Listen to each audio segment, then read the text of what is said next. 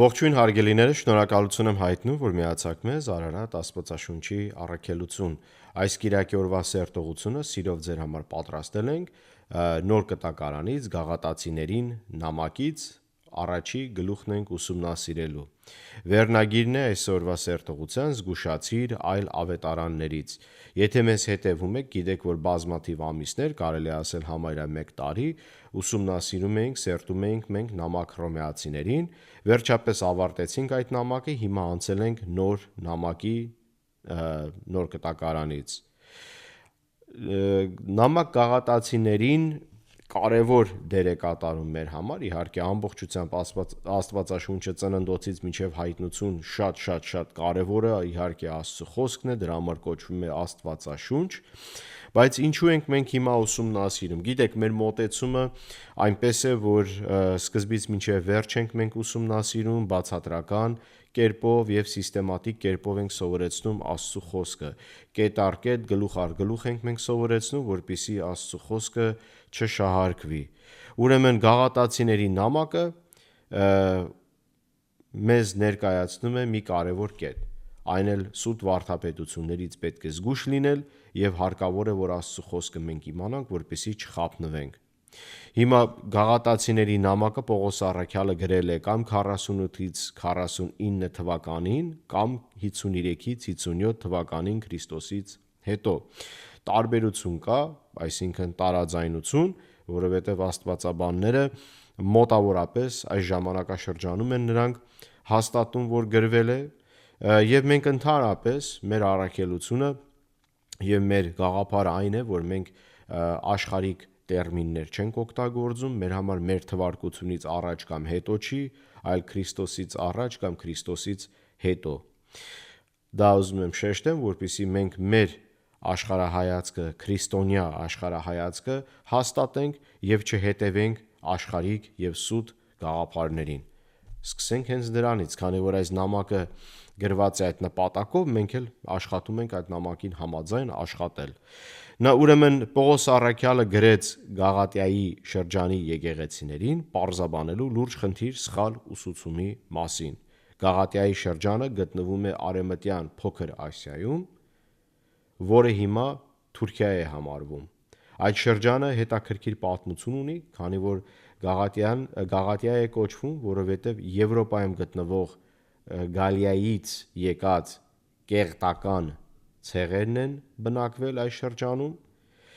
եւ հետեւաբար այդ անունով է կոչվում։ Նաեւ ասենք, որ Պողոս առաքյալը գնում էր միայն այն շրջանները, որտեղ Աստծո խոսքը դեռ քարոզված չէր,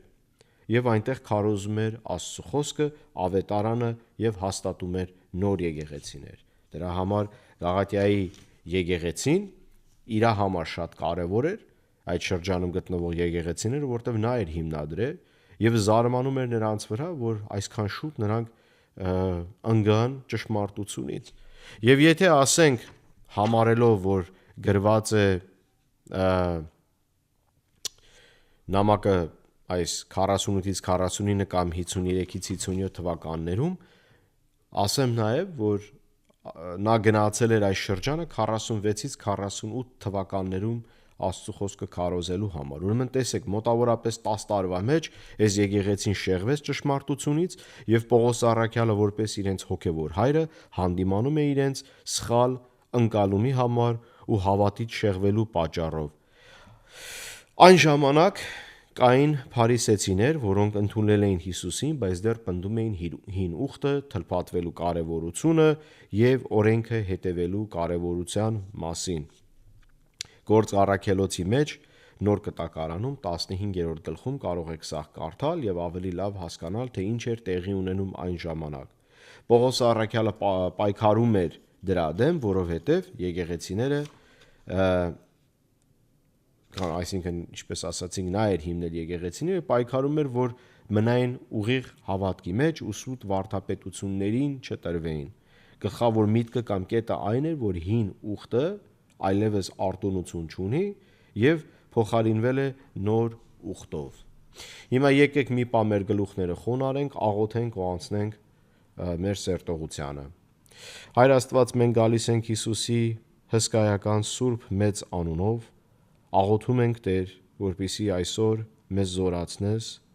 ուսուցանես և Սուրբ Հոգով առաջնորդես այս սերտողությունը։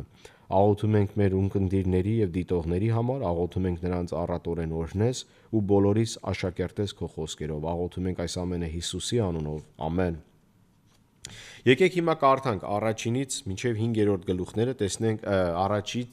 առաջի համարից 5-րդ համարը առաջի գլխի մեջ, տեսնենք ինչ է մեզ սովորեցնում։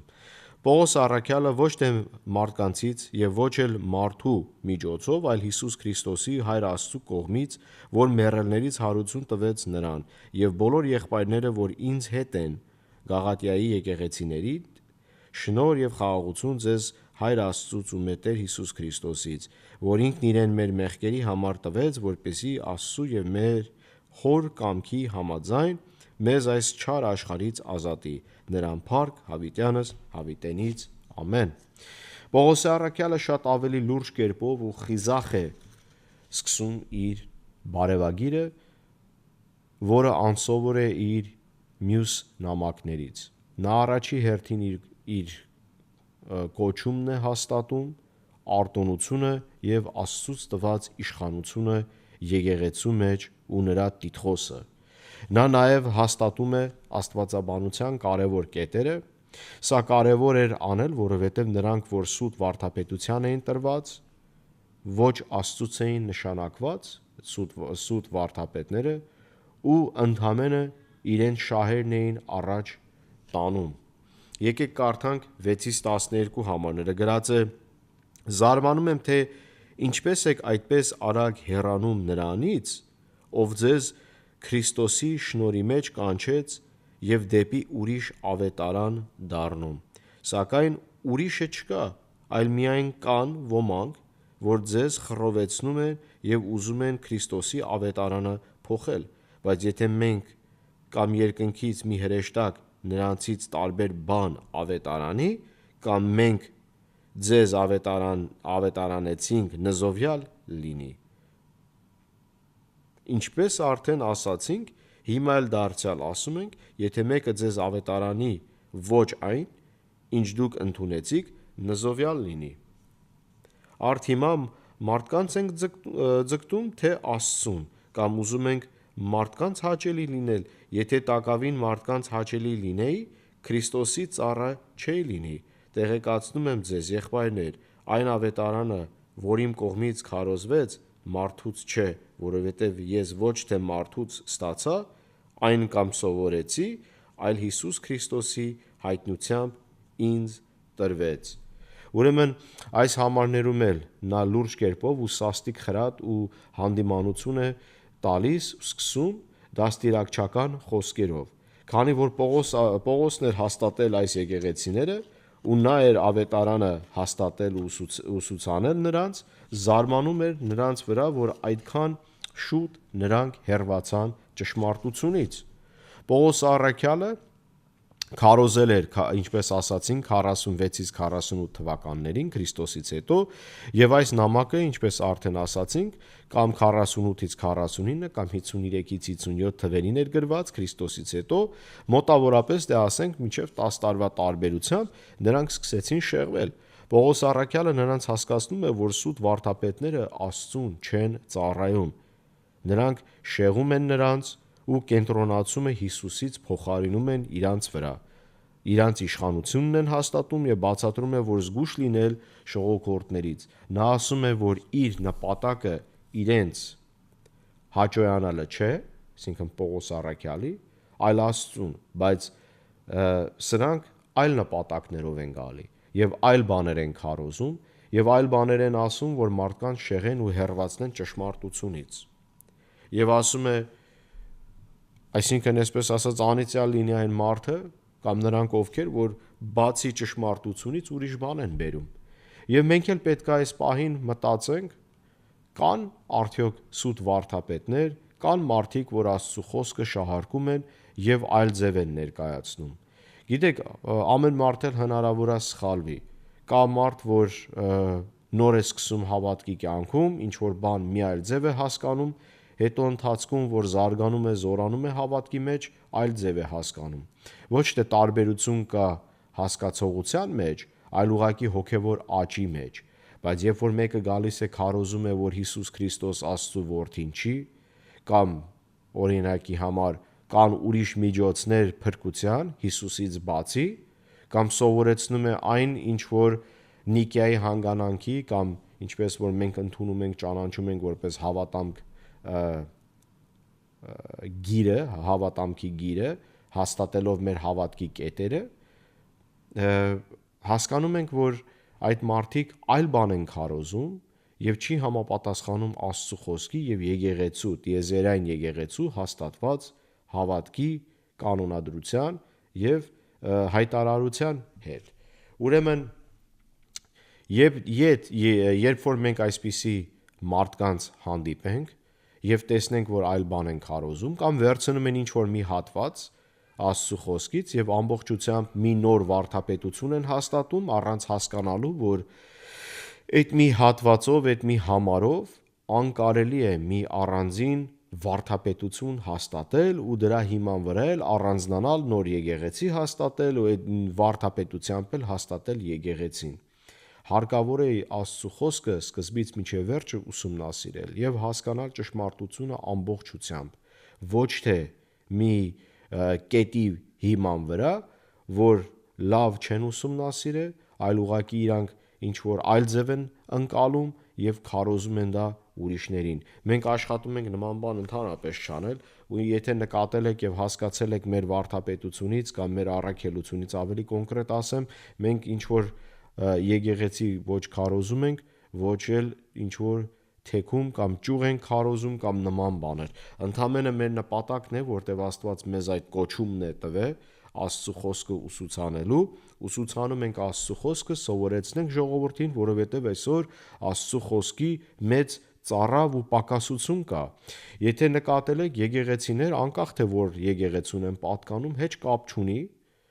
ասեմ, որ Աստծո խոսքը կետ առ կետ ընդհանրապես չեն սովորեցնում, թեմատիկ կերպով են սովորեցնում եւ ինչ որ մի հատված են կարդում ու անցնում են մի պատմության։ Այդ պատմությունը Աստծո խոսքի հետ հեչ կապ չունի եւ ոչ էլ մեզ հետաքրքրում է իր պատմությունը, մեզ հետաքրքրում է Աստծո խոսքը։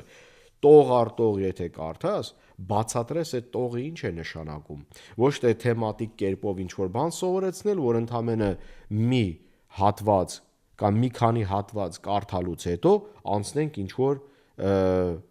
պատմություններին, որ չի համապատասխանում, որտեվ այս դեպքում Աստծո խոսքը չեն սովորեցնում, այլ Աստծո խոսքից մի երկու բան են ընդամենը սովորեցնում, եթե այդքանն էլ լինի։ Դրա համար մենք քաջալերում ենք բոլորին պայքարելու այս խնդիրի առջև եւ ուշադիր եղեք, աչալուրջ եղեք, տեսեք ով ինչ է սովորեցնում եւ դուք էլ ստուգեք այդ մարդկանց, նույնպես եւ մեզ։ Հիմա կտեսնեք, որ մենք կարդում ենք եւ անցնում ենք բացատրության, տող առ տող։ Ինչա նշանակում առաջի համարը, ինչա նշանակում երկրորդ համարը։ Լինում է, որ 1-ից մինչև 3 համարները մի միտք կա ներկայացնում, այդ միտքն ենք բացատրում։ Այսպես է մեր մոտեցումը։ Եվ մենք էլ աշխատում ենք շատ լրջությամբ, ամենայն զգոնությամբ Աստծո խոսքը ներկայացնել, որովհետև մենք էլ պարտականություն ունենք։ Եվ Աստծո դեմ պատասխան պետք է տանք, եթե սուտ կամ սխալ բան ներկայացնենք։ Անցնենք առաջ, ուրեմն 13-ից 24 համարները կարդանք, գրած է. «Քանի որ դուք իմ հրեության մեջ եղած ժամանակ վարքի մասին լսել եք, որ Աստծո եկեղեցին չափից դուրս հալածում էի եւ կործանում այն։ Հրեության մեջ ինձ ազգակից հասակակիցներից շատերից առաջադեմ էի եւ իմ հայրենի ավանդույթներին առավել նախանձախնդիր, բայց երբ Աստված բարեհաճեց իմ մոր որովայնից ինձ ընտրել ու իր շնորհի միջոցով կոչել, հայտնելու իր որդուն իմ միջոցով, որպեսզի նրան հեթանոսների մեջ ավետարանեմ, այն ժամանակ ես անմիջապես որևէ մեկից խորհուրդ չհարցրեցի եւ ոչ էլ ելա Երուսաղեմ նրանց մոտ, ովքեր ինձանից առաջ առաքյալներ էին, այլ Արաբիա գնացի ու վերադարձա Դամասկոս, այնուհետև 3 տարի հետո Երուսաղեմ ելա Պետրոսին տեսնելու, 15 օր նրա մոտ եղա, առաքյալներից մեկ ուրիշին տեսավ, բացի տիրոջ եղբայր Հակոբոսից, բայց ինչ որ գրում եմ ձեզ, ահա Աստծու առաջ եմ ասում, որ սուտ չէ, հետո Ասորիքի և Կիլիկիայի կողմերը եկա և անձամբ անծանոթ էի Հրեաստանում Քրիստոսի եկեղեցիներին, միայն լսել էի, թե նա, որ մի ժամանակ մեզ հալածում էր, հիմա այն հավատն է քարոզում և որ առաջ կործանում էր, և ինձանով փառավորում էին Աստծուն։ Լավ, եկեք տեսնենք ինչ է Պողոս առաքյալը մեզ այստեղ սովորեցնում։ Գիտեք, մի քանի կետեր է նա նշում։ Առաջինը, որ Աստված նրան ընտրեց նախքան իր ծնվելը։ Հասկանանք, որ Աստված բոլորիս համար նպատակ ունի։ Աստված բոլորիս համար որոշել է մի ճանապարհ, մի ուղղություն, եւ ասեմ ձեզ, ոչ թե ինչ որ այս նորավոճ, ինչ որ արևելյան հասկացողությունների մասին է խոսքը, որ ինչ որ աստղի տակ ես ծնվում, այդպես էլ քո ապագան կլինի կամ եւ այլն, ոչ։ Աստված նախապես ամեն մի զավակ, որ դեռ չի ծնվել, նա է, որ ստեղծել է այդ զավակին պարզապես իր մոր, ինչպես որ Պողոս առաքյալն է ասում, մոր արգանդում, եւ պարզապես բոլորիս համար Աստված հատուկ նպատակ ունի։ Իհարկե գլոբալ նպատակը այն է, որ բոլորիս կանչում է հավատքի, բոլորիս կանչում է ապաշխարության Սուրբ Հոգով եւ բոլորիս վրա աշխատում է, որպեսզի մենք հավատի գանք։ Երկրորդ կետը Պողոս առաքյալի բացատրելով, որ Աստված ի սկզբանե նրան ընտրել էր, որոշել էր, որ նա պետք է այս գործը կատարի, ինչպես որ գիտենք, որ համապատասխանում է ամբողջ Աստվածաշունչի բոլոր կետերի շուրջ, ինչպես եղել է, ասենք, Աբրահամը, Իսահակը, Մովսեսը եւ մյուսները, որ ընտրվել են Աստծուց, որպեսզի իր կամքը կատարեն։ Նա իր ազգության մասին է նաև շեշտում, խոսում է նրա մասին, ասել է, որ հրյաների հրյաներ նա, օրենքը փայլուն կերպով պահող ու բարձր աստիճանի անձ կրոնական համակարգի մեջ։ Նաև մի բան եմ ուզում շեշտեմ, ուղղակի սա ես կարծում եմ, որ ուղղակի Սուրբ Հոգին է մեզ ինձ դրդում այս արտահայտությունը անելու համար, հավատացեք, որ անկարելի է, ինչպես որ հիմա մենք գիտենք, որ մեծ խնդիր է Հայաստանի մեջ եւ հայ ժողովրդի մեջ, որ աբորտ են անում իրենց զավակներին, անկարելի է, քանի որ Աստված է կյանք տվողը եւ մենք մարդասպան ենք համարվում, եթե այդպիսի քայլերի են գնում ու ուղղակի սպանում ենք այն չծնված զավակին։ Աշխատեք հեռու մնացեք այդպիսի մեղքերից պարզապես, ինչու եմ շեշտում, որովհետև ինչպես որ Պողոս առաքյալը խոսում է, որ Աստված նախքան ծնվելը նրան ընտրել է, ձևավորել է, պատրաստել է, իմացեք, որ ամեն մի զավակ, որ լույս աշխարհ պետք է գա, Աստծո ստեղծագործությունն է, Աստծո պատկերով, եւ սպանելը, ինչա մի սեռը նա եւ մեր ուզածը չի, անկարելի է, իսկապես անկարելի է, եւ այդ դա համարվում է մարդասպանություն, հեռու մնացեք, քավլիցի այդպիսի մեղքերի մեջ մենք գտնվենք եւ խրախուսում ենք, որ հեռու մնաք ու շեշտում ենք սա, որովհետեւ հարիր է եւ համապատասխան է այս թեմայի շուրջ, ինչպես որ մեզ Պողոս առաքյալն է սովորեցնում, իմացեք, ամեն մի զավակ իր օրհնանքներն ունի եւ Աստծո ստեղծագործությունն է եւ հարկավոր է հարգել ու սիրել ու Տիրոջ կամքին հակառակ չգնալ։ Սա էլ եմ ուզում շեշտեմ ու անցնենք հիմա մեր մյուս մտքին։ Ինչպես ասում էի, որ դե կրոնական համակարգի մեջ նա բարձր աստիճան էր գրավում, նա ուզում է ասել, որ հին ուխտը պահելու պետքություն լիներ, նա առաջինը կլիներ, որ պահեր, բայց օրենքը թերի է Հիսուսին եւ նոր ուխտին, քանի որ շնորհի ժամանակաշրջանում ենք մենք ապրում, այլևս օրենքը չենք հետևում, որտեղ օրենքը այլևս իշխանություն չունի։ Եթե հետևել եք մեզ եւ ուսումնասիրել եք մեր հետ նամակ հռոմեացիներին, գիտենք, որ ուխտը հատուկ նպատակ ուներ, որ պատրաստեր մեզ Հիսուսին, երկրորդ հերթին օրենքը սահմանների մեջ, այսպես ասած, պահում էր ժողովրդին, որպեսզի Աստծո կամքից դուրս չգնային այլանդակության մեջ գտնվեին, մեղքի մեջ գտնվեին։ Օրենքը որպես դասատու էր եւ խրատում էր եւ ուսուցում էր, որպեսզի Աստծու կամքի մեջ մնային, բայց հիմա որ մենք ունենք Սուրբ Հոգին, նրանք ովքեր որ ապաշխարում են, վերստին ծնունդ են ունենում, այսինքն վերստին են ծնվում եւ արդարացած են իրենց սրտում ու բերանով էլ դավանում են Հիսուսին որպես Տեր եւ Փրկիչ, ինչպես որ մեզ նամակ Հռոմեացիներին է սովորեցնում 10-րդ գլուխ 9-ից 11 համարների մեջ, որ հավատաս նրան կփրկվես։ Մենք գիտենք, որ այս ինչ որ կատարվում է, կնիքը հավատքի եւ ապաշխարության Սուրբ Հոգին է։ Աստված հետեւաբար, երբ որ մեզ արդարացնում է, մաքրում է, սրբում է, այն ժամանակ Սուրբ Հոգին է տալի, որ Սուրբ Հոգին մեր մեջ բնակվի։ Ու քանի որ մենք ունենք Սուրբ Հոգուն, Սուրբ Հոգին է մեզ հանդիմանում, դաստիարակում, աշակերտում, մխիթարում, բոլոր այս կետերը, որի մասին մեզ տված է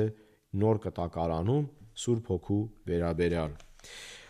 Այս շաբաթ այսքանը, այս կիրակի օրվա սերտողության համար աղոթում ենք, որ Տերը ձեզ առատորեն օրհնի, եղեք աչալուրջ, զգուշ եղեք սուտ վարդապետներից։ Տերը ձեզ առատորեն օրհնի։ Ամեն։